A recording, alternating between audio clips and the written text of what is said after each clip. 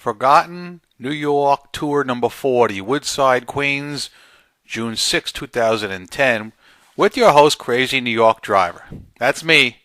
Hey everybody, I'd like to show you what we saw last Sunday in Woodside Queens. We started out at the Woodside subway station, the very photogenic station, and it was super hot that day. Let's listen in.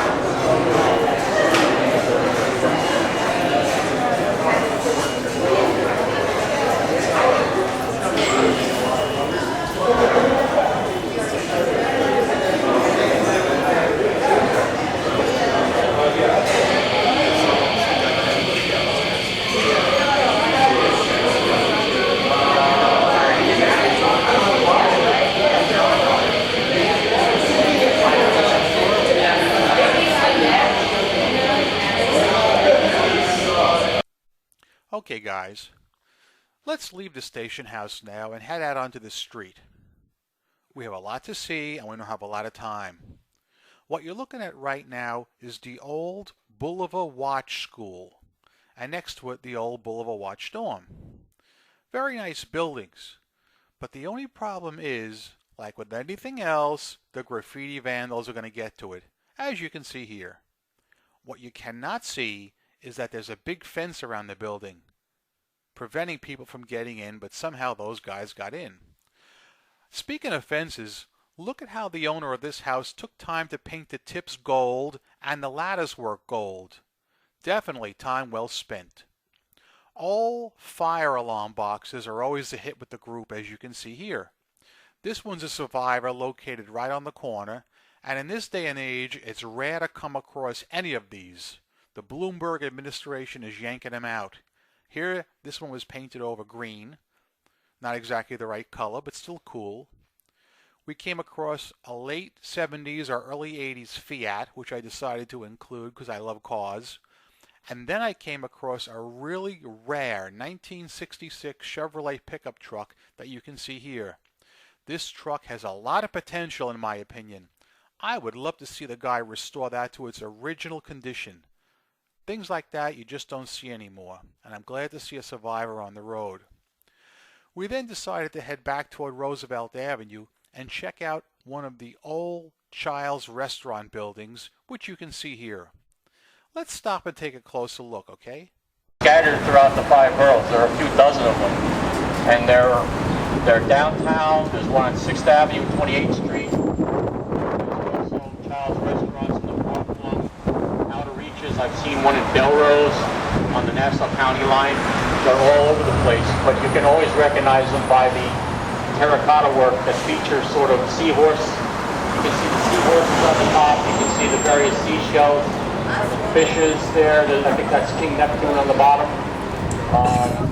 The Child's Restaurant's flagship on the boardwalk in Coney Island has giant murals of sailing ships, King Neptune with his trident, fish.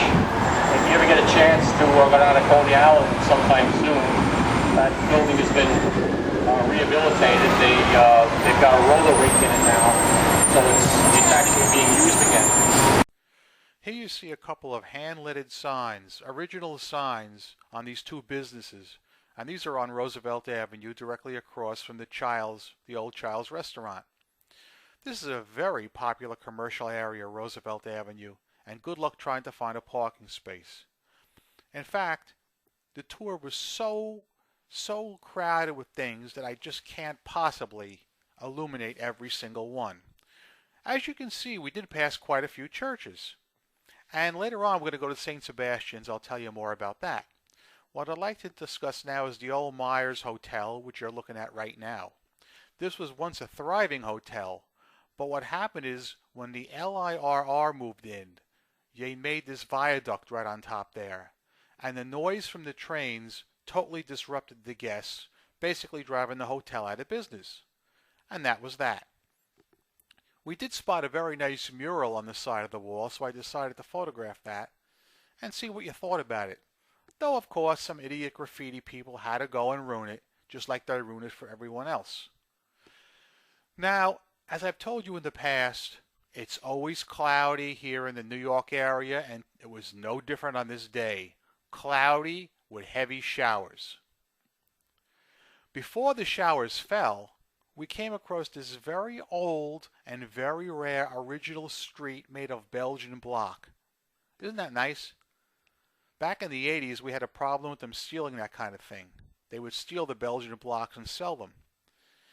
But luckily that problem seems to have come to an end, probably because there's so few streets left with that valuable brick that people just don't steal it anymore. Now, if you happen to see a desk like this, what are you going to do? Me, I took the drawers out and looked underneath them to see if there was any money or stock certificates taped underneath, but there wasn't any. We did see this very narrow alley, and right beyond the alley was this very low bridge. And look at the scrape marks right there from the 18-wheelers that couldn't make it through. The sad part about it was they didn't have the clearance properly marked on the bridge, which accounts for the problem. I wonder how many poor truck drivers lost their job ripping their trailers off on that thing. But if you guys happen to see a particular building that you have a question about, or a house or something, you could always let me know in the comment box below, and I'll refer to my notebook and I'll tell you all you need to know about it. I just don't have the chance to illuminate every single place we went. What I would like to talk about now is St. Sebastian's Church, which was the very last big stop on our tour. We were very lucky that when we got there, we found Patrick was working. And I'm going to turn the mic over to Pat now and let him tell you a little bit about it. Take it away, Pat.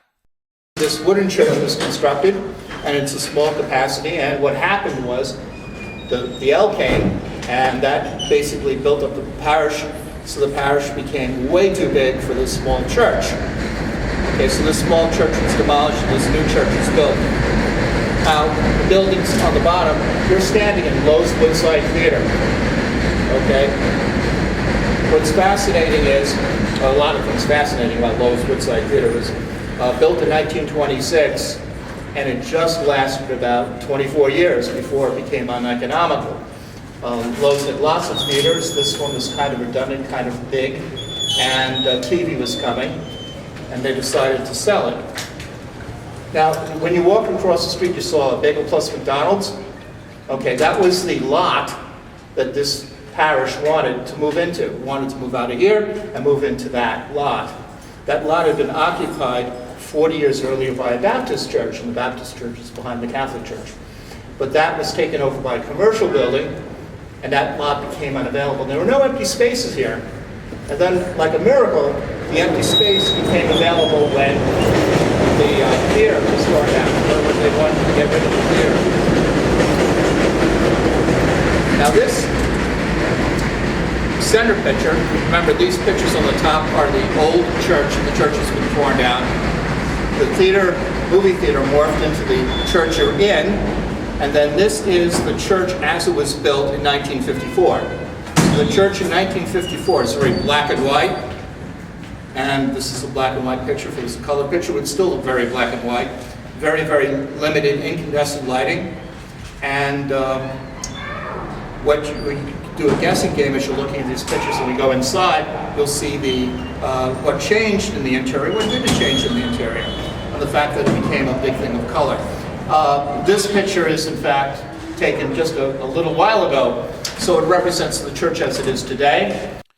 Okay, people, that's all I can do today. I'm running out of time here, running out of pictures too. Remember, I got another video coming out next week about eBay, and one the week after about Brooklyn, New York. I'm Crazy New York Driver, and you're not. Thanks for watching. See ya.